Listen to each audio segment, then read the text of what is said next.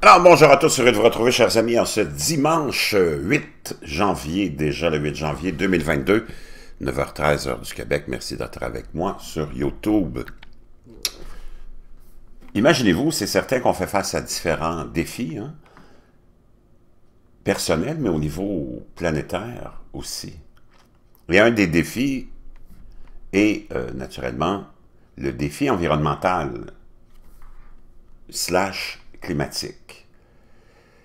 Et pour relever ce défi, ben, l'être humain, se pensant toujours supérieur au Créateur, essaye, et depuis plusieurs années, on en entend parler beaucoup de ce rêve-là, ça fait des ben des dizaines et des dizaines d'années qu'on en entend parler, du contrôle du climat, de la géo-ingénierie du climat.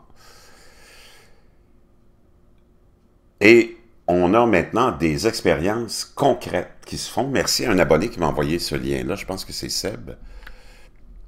Et je vous le partage. On va aller lire ça. Ce qui se passe en Floride, ce qu'on a fait et qu'on veut faire comme expérience, ça nous vient de France Info.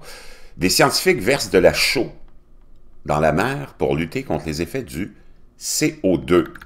La technique relève de la géo-ingénierie qui consiste à modifier artificiellement la composition des océans ou de l'atmosphère et fait débat. Pour lutter contre l'acidification des océans causée par les émissions de CO2, des scientifiques ont expérimenté une solution, verser de la chaux dans la mer. L'expérience a eu lieu dans la baie d'Apalachicola, à l'ouest de la Floride aux États-Unis, très loin de Miami. La zone où se trouvent 10% des huîtres américaines, selon la revue Science, qui est touchée par l'acidification. Les autorités ont donc ouvert la porte à des techniques peu orthodoxes. En mai dernier, des scientifiques ont versé dans la baie 2000 litres d'eau enrichie de chaux, soit de l'oxyde de calcium.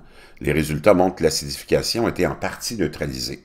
Selon un ingénieur de l'Université Notre-Dame, cité par Science, le chaulage augmente le pH de l'eau et séquestre plus de dioxyde de carbone sous la forme de bicarbonate de calcium, ce qui fait naturellement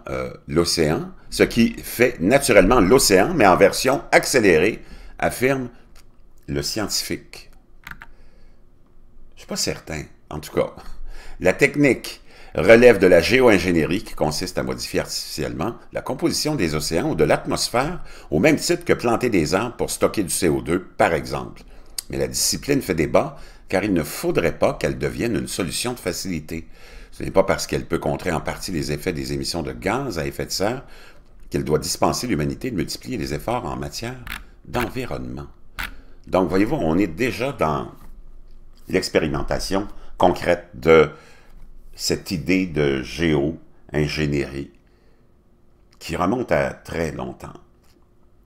Et je pense que c'est Lester B. Pearson, ou Johnson plutôt, qui avait remplacé JFK, avait dit « Celui qui contrôlera le temps, le climat, contrôlera le monde ». Puis on le voit, il y a beaucoup d'expérimentations qui se font comme ça au niveau de la géo-ingénierie. Je ne suis pas certain que... Puis il n'y a personne qui le sait, quelles sont les conséquences de ces transformations-là. Mais on verra bien jusqu'où ça va nous mener. C'est comme l'intelligence artificielle qui avance à grands pas. On aura probablement des surprises. Bon dimanche.